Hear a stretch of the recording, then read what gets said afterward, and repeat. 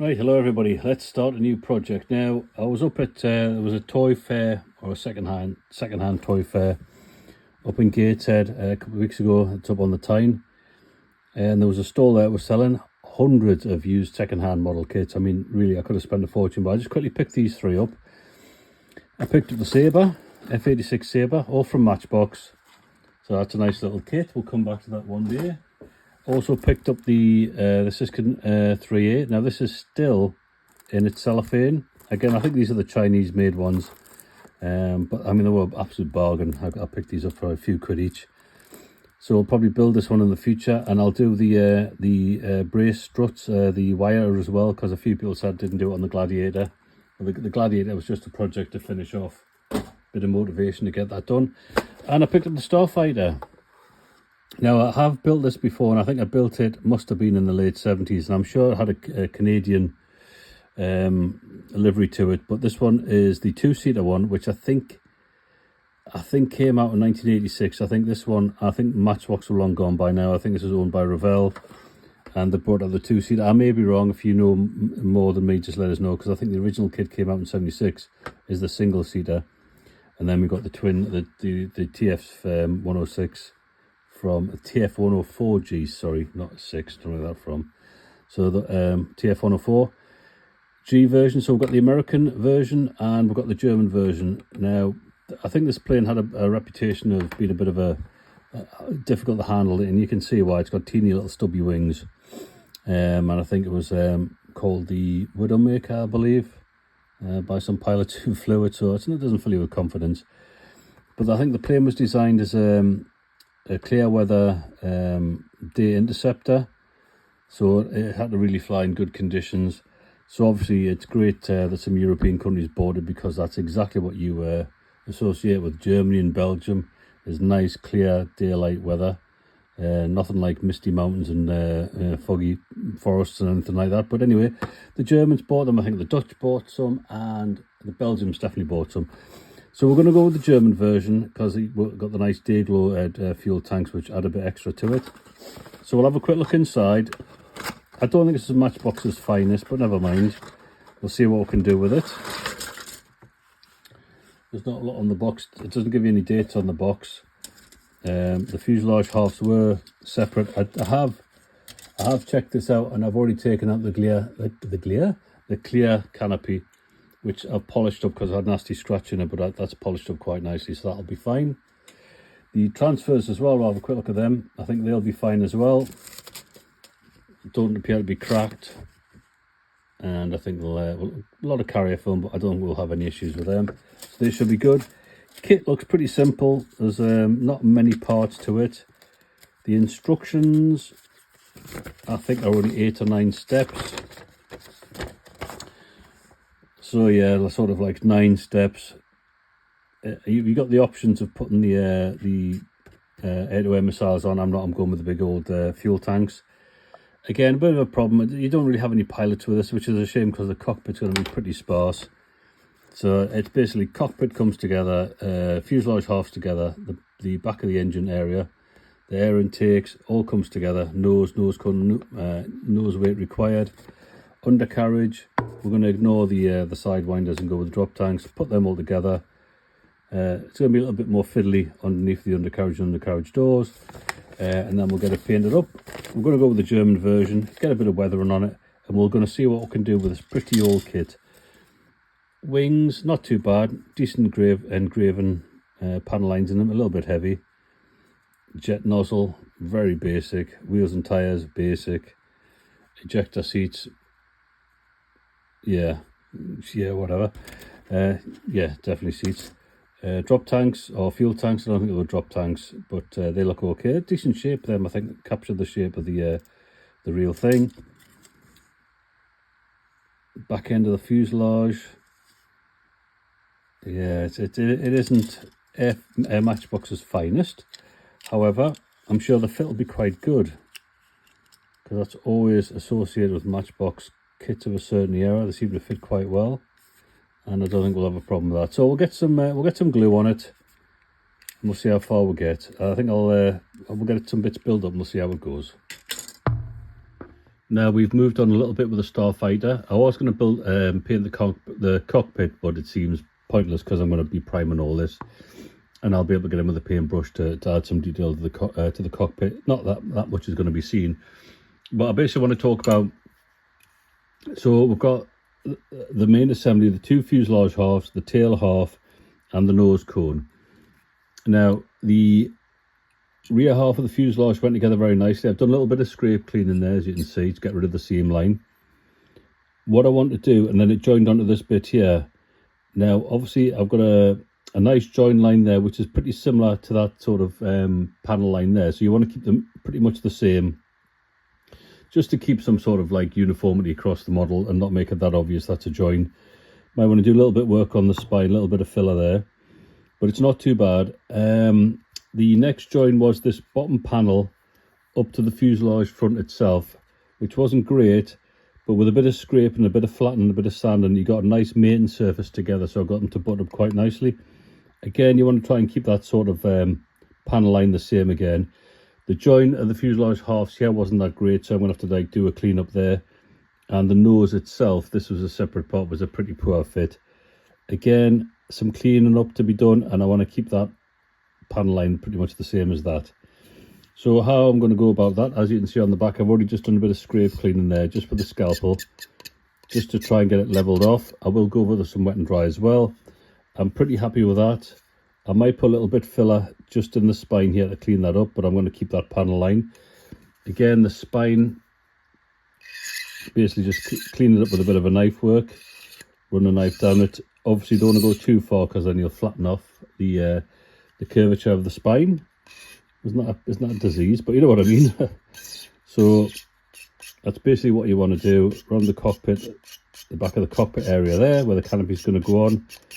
And yeah, and actually see if it's not going to like join them all together, and then a bit of filler is going to be required there. Again, just inside the cockpit, this isn't going to be too bad, and that'll clean up nicely. Again, the comb in there for the instrument panel, and down here. So I'm going to go over with a knife and just see where I get to, and then I'll go in with some wet and dry, and then we'll get some primer on it. But I'll get the air intakes in as well, and then we'll go from there.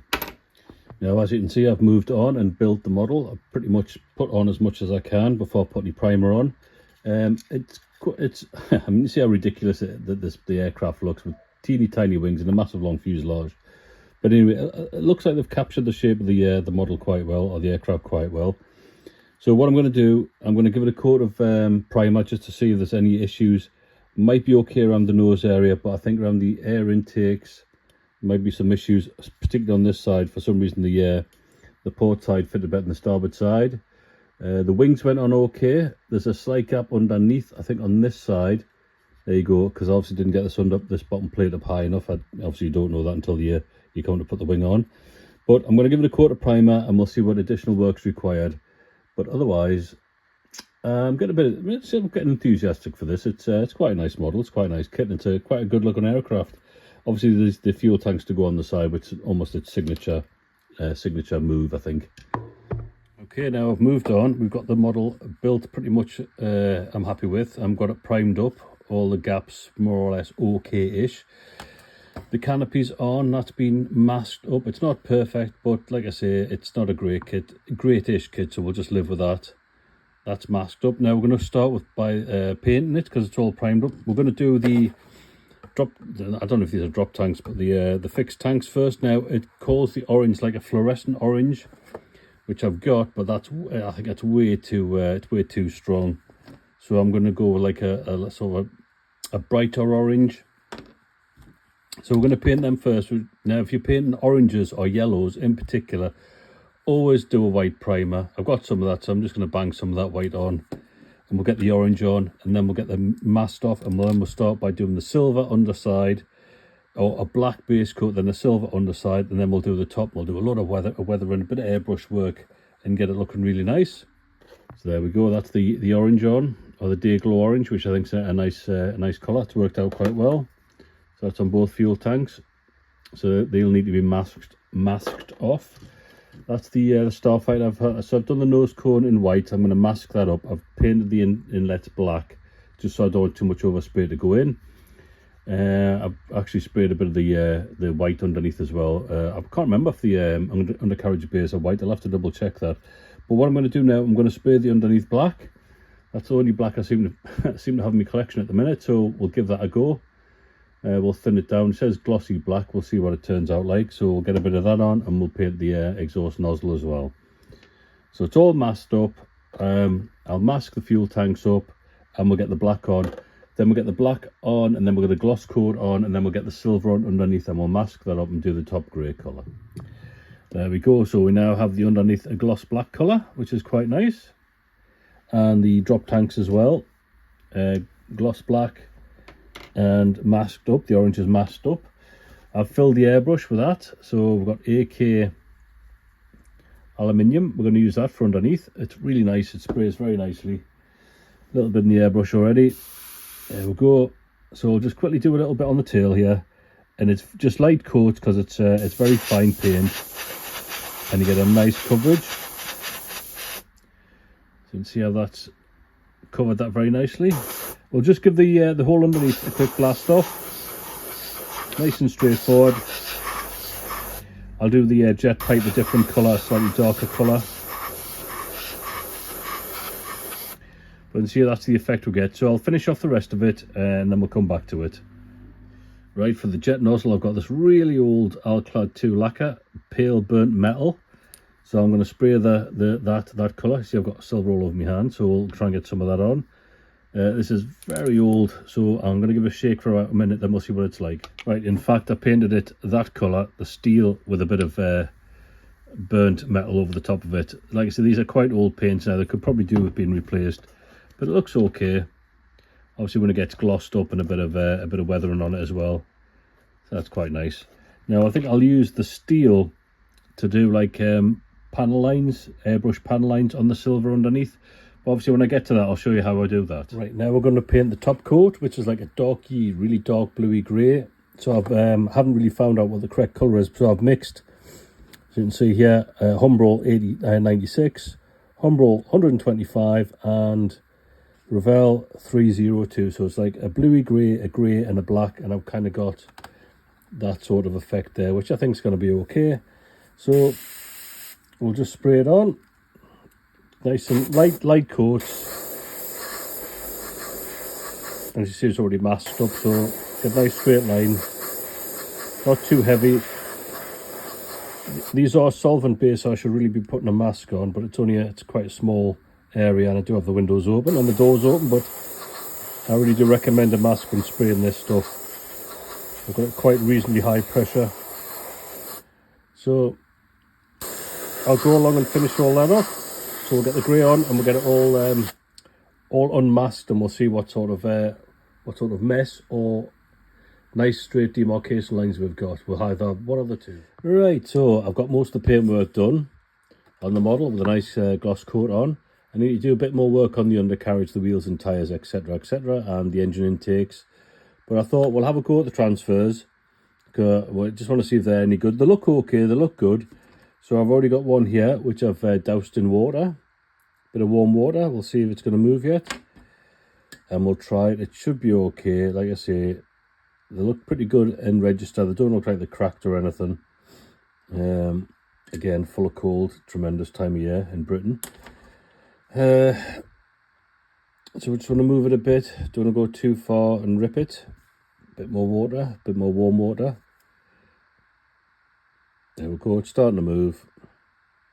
So it's got quite a bit of carrier film, and it's got some sort of like, it's a bit cloudy, so I think we'll take it off.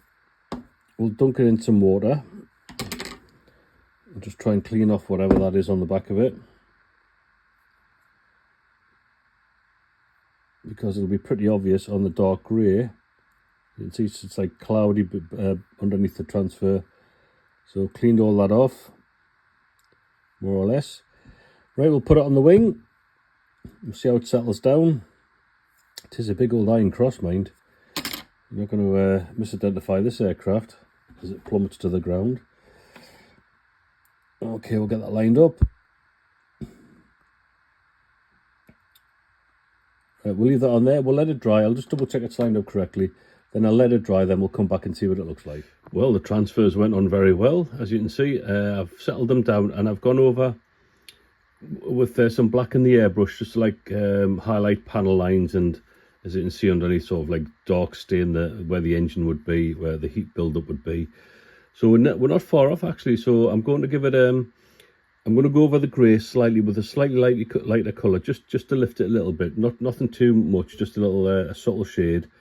Then I'm going to mask up the canopy, and then I'll get a coat of sort of semi-gloss varnish on, more mattish than gloss, and then maybe pick out a few more details, make sure the wheels and tyres are spot on. There's not a lot left to do. The exhaust cans in there looking good. So we'll do that. We'll get the canopy masked up, give it a coat of varnish after I've picked out some highlights, and then we'll see what she looks like. But okay, looking good so far. So as you can see, I've actually just gone over the slightly, which is the original colour I painted it with, but without any black in. Just like slight highlights on the panels, just to give it a bit more interest, because these Matchbox models don't have much panel detail, and what they do have, it's quite heavily entrenched. So the canopy's masked up. I'm going to give it a coat of semi-gloss varnish, and we shall see what it looks like. I think we're pretty much there with it. That's looking quite good, I think. So we'll put the varnish on and give you my final thoughts on it. Right, so there we go. I think we've managed to make a reasonably decent Starfighter, TF104G in the German markings. Thoughts on the kit? Obviously, it's a dead simple, straightforward kit. Not a lot of detail. Cockpit detail, virtually empty, nothing there. A couple of seats, basically, that's about it. Very, very poorly defined. The shape looks okay. It's not too bad. A bit of silver on some of the transfers. Again, I'm not sure they're the correct size. They look really too big for this plane, but that's what's been supplied with the kit. However, let's look at it as in context, as in when the kit came out. Here what it was aimed for. So it's aimed for basically the pocket money market. So if you're like just getting into the hobby and starting to build a model, this is simple enough for you to make something quite presentable, but it's also slightly challenging enough to make you sort of increase your skills a bit, sort of fit issues and things like that, working with large transfers and getting things to look half decent. So overall, it's a decent kit. There's got to be much better ones on the market now, but you get a Starfighter, a fantastic looking aircraft, despite its safety record. But it's really futuristic. Look at that. You never see anything like that in the sky these days. But a nice, enjoyable kit, a nice, straightforward build, and we end up with a nice, decent looking Starfighter for the collection. So as per, I'll put some pictures up at the end. And thanks for watching. Any comments, please let us know below. And thank you again.